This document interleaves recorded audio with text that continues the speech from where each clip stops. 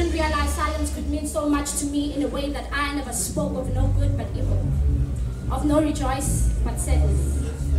Intuition was never my ability, because responsibility is just a modified rule that confiscates our minds, souls, heart that skips the beat of the sweet melody that each Embelganomoya gives to him and her. You and I and our forefathers who slept that everlasting rest that no man can ever have it twice, because twice is just a one-on-one conversation between us and the men above.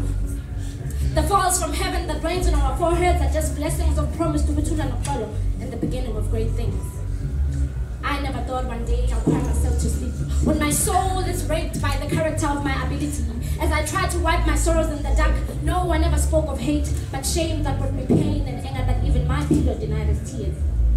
I never knew who I was until society defined me as an immortal creature with no existence. When I look around, I see no beauty, but ugliness of words that even my father used as tools to keep my soul naked.